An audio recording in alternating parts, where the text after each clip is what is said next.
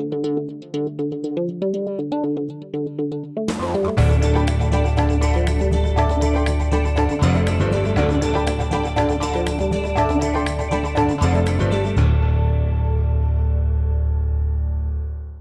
afternoon. Thank you, Susan, for that kind introduction. It is great to be here. First of all, as I'm thinking about what I'm experiencing today, I see so many things that I just have to point out. Today, of course, is Valentine's Day, so happy Valentine's Day to everyone. This is the first time that I have ever known that Valentine's Day and Ash Wednesday on the same day. That's a unique. I remember that today is also the birthday of Pastor Raymond Jetson. And I think he was also married on this day. I remember those kinds of things. I don't know why, but I do. And I'm here with a lot of different folks who actually I know from all kinds of different interconnections. Of course, Mr. Gonsalves is from Lauraville. What he didn't tell you is that Lauraville is where the Acadians actually first landed. Not St. Martinville, not Evangeline and all that other stuff about where the Acadians landed. It was actually Lauraville. All right, so that's one thing that I can tell you that's very, very, so that is a real place that we know about. And actually I'm here because a lot of different people in this room had a lot to do with me becoming who I am. I heard the introduction of Warren Burkett. Well, his wife helped mold me into an accounting student, become an accountant, and then eventually I went to graduate school and law school. I see Dr. O'Rourke from Southern University, Dean there. She has a significant experience at Southern University, again, molded my life. I hear the name of Ann Trappe, and the Trappes are important to me because I grew up in Lauraville where we picked pepper. And one of the places where we brought the pepper was the Trappes. There's a lot. There's Willie Johnson, who taught me a lot about school desegregation politics, the politics of school desegregation. Mr. Moser, who taught me a lot about how to walk through processes. And while he and I had some wonderful experiences, I always thank him for the things that I learned. And I see Ms. Freiberg, who also a little bit on the tail end of the school desegregation days. And I see good people like Dr. Rachel Emanuel, who I will tell you has just written a fantastic book about the Southern University Law Center that we will be announcing. And I see Todd over there. I see so many other folks, and then my wife, who puts up with me, because when I'm thinking about something, and I really got to put it to paper, and I will wake up at 4 in the morning, and then it seems like I can think. I'm really smart at 4 in the morning. Don't ask me about the rest of the day, but I can pull things together. And then I have my wonderful colleagues from the Southern University Law Center here that have been introduced, and our wonderful students from the Southern University Law Center that are here, and it is just so important. And then George Bell, who actually he and I shared an experience called Red Fox Industries. I worked on the Port of Iberia. I was a roustabout. I learned how to work as a roustabout. And I did not know George back in those days, but he knows that I know about roustabout. So those are wonderful experiences that kind of help and shape. And there's so many different folks here that, too numerous to names, that I've had interconnections with. But you didn't come here to hear me talk about interconnections. You came here to hear about what the wonderful things we're doing at the Southern University Law Center. And Preston Castile, who is the president of Southern University Alumni Federation, is here, and he's helped us do a lot of good things. And Boo Thomas, another one who was a great educator to me, and I see some of the parents of some of my alums here. So I feel like, although I've not been in this room, in this space, maybe I have. And then, well, obviously what I need to do is I need to join, right? That's the key. So I have a check, and I will be doing it. But today I want to talk to you about something that's very significant to me, because I heard, I believe it was Ms. Ross who said that she had the best job in the area. Wrong. I have the best job in the area. I have the best job in the area. And Ms. Ross is with the Wilson Foundation. And actually, Ms. Ross, I've been looking at a project that you are supporting with the YWCA involving the Bell Project, and I've been working with them, and Southern University Law Center is going to be involved in that project. So I want to thank you for having the vision to empower the YWCA to do that work. Well, thank you for joining us. All right. And I also see here some of our great leaders from the Blue Cross Blue Shield, Mr. Tipton, Lauren Fowler, and we're going to be doing some work. We're looking at how we can incorporate our students into medical legal, or what we call healthcare legal work, in terms of partnerships and clinics, and we'll talk about those kinds of things. So this is all part of what we do. But it wouldn't have been possible if it weren't for a man by the name of Charles Hatfield. Charles Hatfield is the impetus for the creation of the Southern University Law Center. And this evening, and I don't want to spoil the fun, at 6 p.m., Ms. Donna Britt on Channel 9 News will be doing a feature on Charles Hatfield. All right? So Charles Hatfield, just to give you a little bit, was a very audacious and courageous man who wanted to go to law school. He was African American, a graduate of Xavier University, and he wanted to go to LSU's law school, but he couldn't, because the law would not allow him to attend LSU's law school. And so what he did was he filed a lawsuit on October 10th, 1946, after planning and prodding. And the lawyers who filed that lawsuit included A.P. Turow, great civil rights lawyer, Lewis Berry, another great civil rights lawyer, and Thurgood Marshall, perhaps the greatest civil rights lawyer, because they believed in what he was talking about. And because of his action, the state of Louisiana quickly assembled the resources to start a law school at Southern University. Although Southern had the power to do so in its own charter, it never had the money. And so it started with that, and it began with 8 young men who began law school in 1947. So this spring semester would have been the second semester of their class 70 years ago. And eventually 6 of those 8 graduated. And those would be Alex Pitcher, Leroy White, Ellison Dyson, Jesse Stone, Alvin B. Jones, and St. Elmore Johnson. And so from that humble beginning, in terms of the law school being created, the Law Center has now become an institution which is a model of inclusion and diversity that produces lawyer leaders in the 21st century.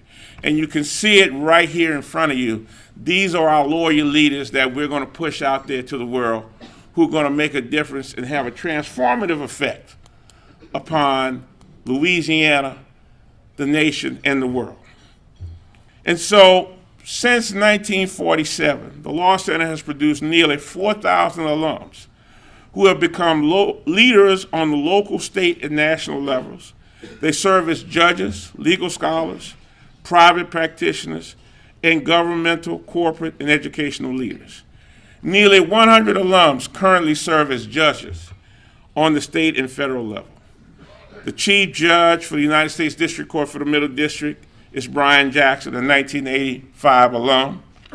Jesse Stone, who I told you was in that first class, was the first African American appointed to Louisiana Supreme Court. And Reevius Artigue, a class of 1956, was the first African American elected to Louisiana Supreme Court. We have none other than Janice Clark, a 1976 alum, who was the lead plaintiff in a very courageous lawsuit that was filed in 1986. Case is called Clark v. Romer. It's a landmark lawsuit because it changed the way judges are elected in this state in a way that reflects the diversity of the citizens in this state. And now, because of her courageous action and the action of her classmates, like Ernest Johnson, they basically changed the face of the judiciary in the state. Now, Louisiana has the highest number of African American state judges per capita in the United States. That's a transformative action. Currently, 15 members of the 140 members of the Louisiana State Legislature are Southern University Law Center alums. Our Law Center alums include a former governor, former member of Congress. Of the 6 African Americans ever elected as district attorneys in the course of Louisiana's history, 4 have been Law Center alums. Our alums serve as federal and state prosecutors. They're members of the city councils across the state. They're mayors. They're members of foundation boards. They're members of local school boards, members of higher education governing boards, and corporate leaders.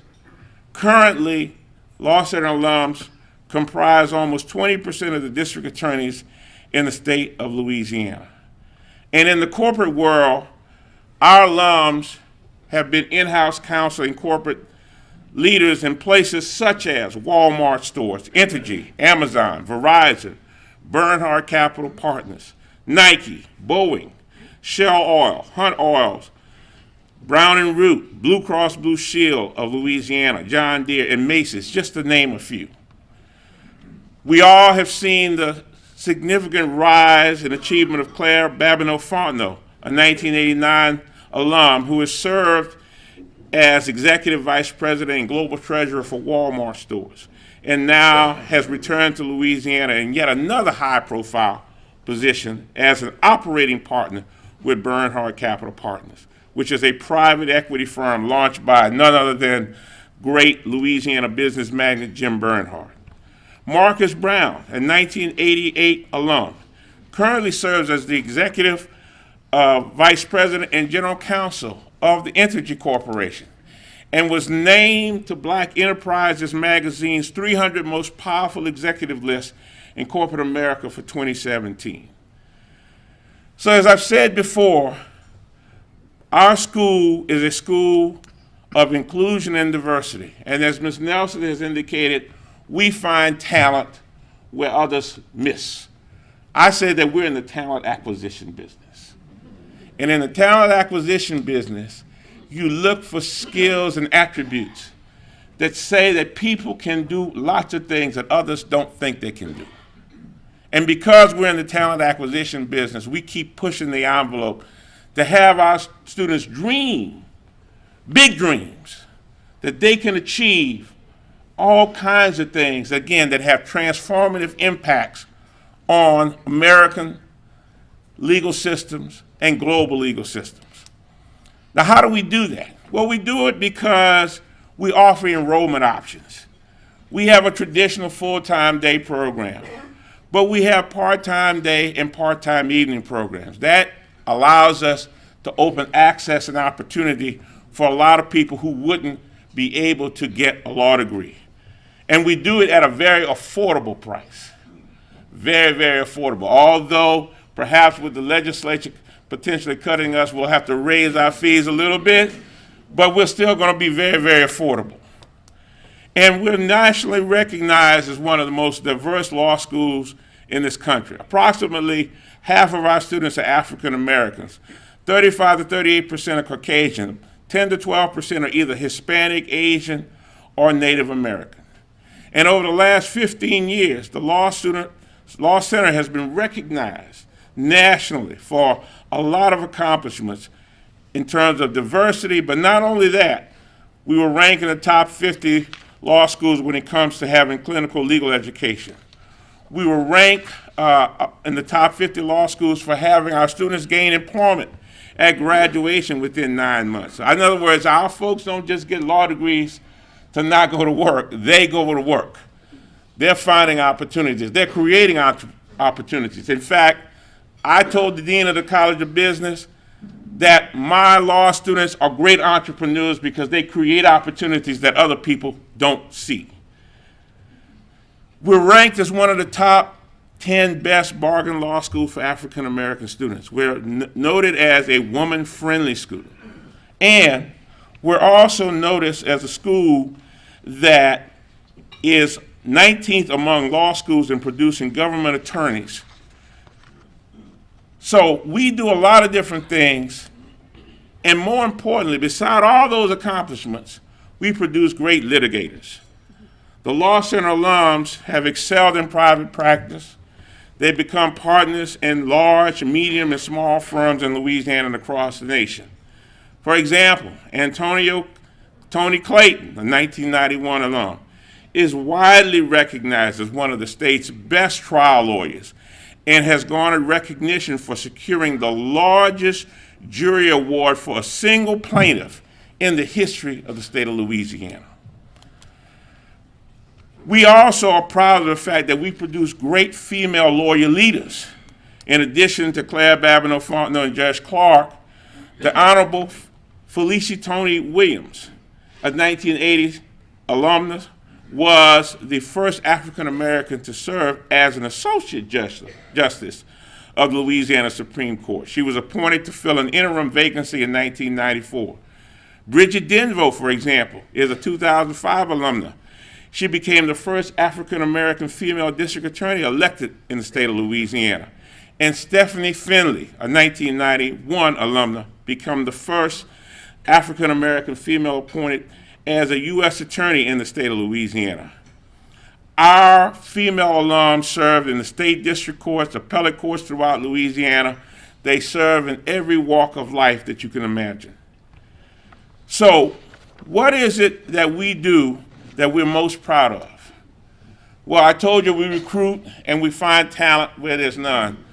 But I think our most important contribution is the service we provide to the Baton Rouge community and to the state of Louisiana through our legal clinics. So here are the types of legal clinics, externships, and internships that are offered to our students, so students directly impact the lives of people in the state of Louisiana. We have a criminal law clinic. We have a civil and administrative law clinic. We have an elder law clinic, a juvenile law clinic, a low-income taxpayers clinic, a bankruptcy clinic, a workers' comp clinic, a divorce domestic violence clinic, a mediation clinic. We created just recently after the storms and the flood in 2016, a disaster legal clinic where our students with our fellows go out and work with people who need to file FEMA claims and recover insurance and proceeds and really deal with contractor fraud problems. And most recently, we have started a patent and trademark clinic. We're working with young entrepreneurs in the city of Baton Rouge to help them with the intellectual property protections that comes with their inventions that are part of this vibrant economic society that we live in. So those are the kinds of things that we have done in order to show our students a way that they can be creative and have an impact on the society. But we're continuing to do more. As I indicated before, we are working with Blue Cross Blue Shield to look at the feasibility of creating a medical, legal, or healthcare legal partnership clinic opportunity. Why is that important? Because health and healthcare are very important parts of not only the Louisiana economy, but they're important to the people who are denied access to healthcare. And we all know that there is an access to healthcare problem in North Baton Rouge. And what we're trying to do is our small part to change that dynamic. In addition to that, we have also been focusing on helping students understand law and technology issues and clean water issues. So for example, our law students have been working on developing legal apps. You say legal apps? Well, next week you're going to have the police chief come here. One of the projects that our law students is working on is called Hello Officer. And the idea behind that legal app is to improve community police relations because we cannot afford to live in a community where the community fears the police and the police fear the community. Those relationships have to be reestablished in a positive way. We're also doing something in the opioid crisis arena. A legal app that we're working on that we call Mortal Portal.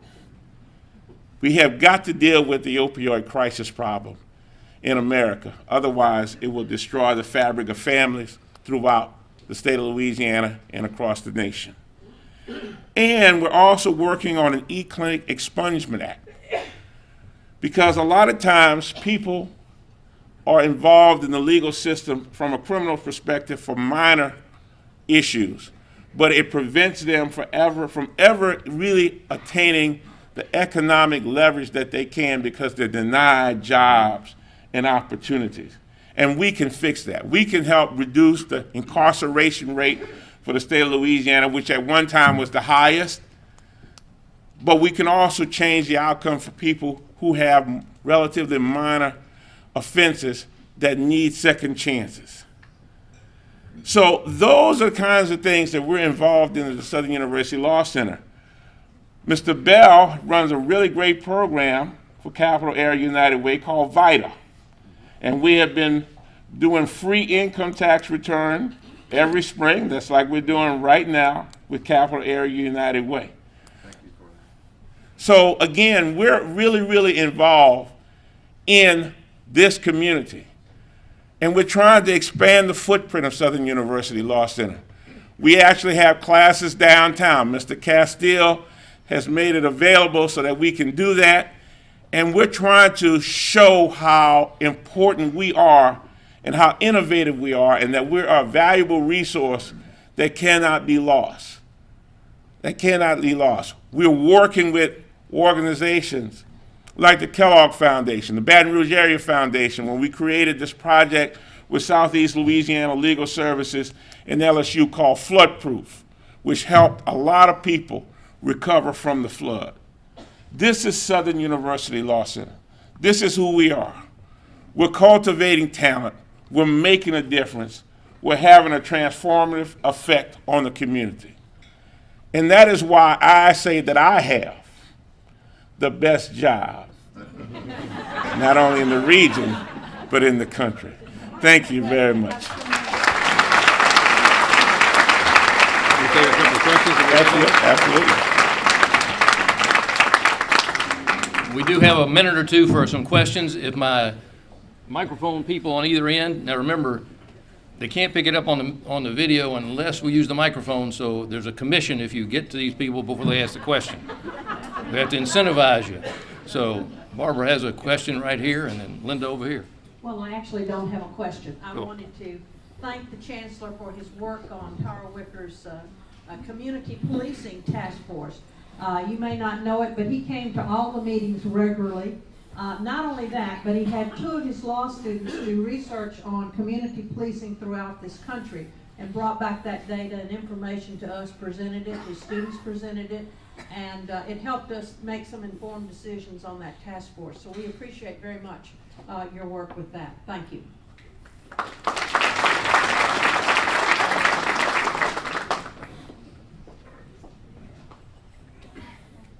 To ask you what the breakdown is between your in-state and your out-of-state students, and what the tuition is for both those groups. Yes. So about 30% of our students come from out of state. So our in-state tuition rate is roughly $16,000 with fees of roughly about $16,000 a year. And for our out-of-state is around $26,000, $27,000 per year.